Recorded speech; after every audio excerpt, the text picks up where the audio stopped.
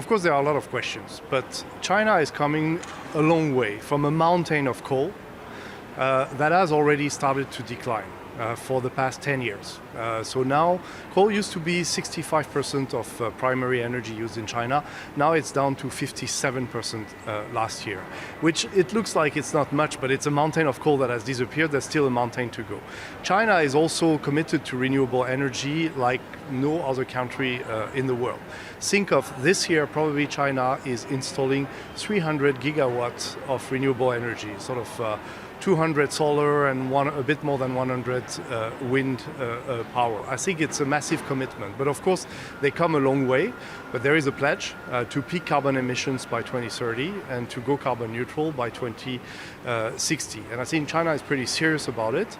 Also as the industry underlying to supply itself with solar PV, with onshore wind, with offshore wind, with batteries now, with new energy vehicles, with electric vehicles, but also to supply the rest of the world.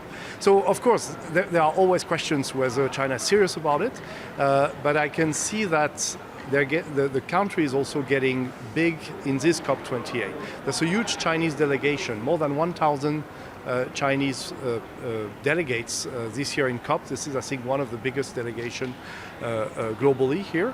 And there is a reason for this, because it's accelerating, because China also wants to show the world that it's playing such a big role in decarbonization. So I think there are questions, of course.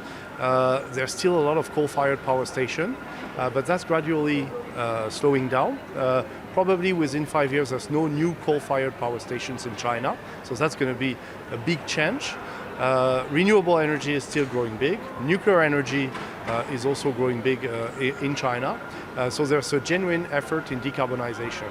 And ahead of COP in the last, let's say, 6 months, since July, a speech by President Xi, we see quite some new policy coming up on carbon markets, on energy efficiency certificate market, on also harmonizing power market rules to ease the use of renewable energy in China.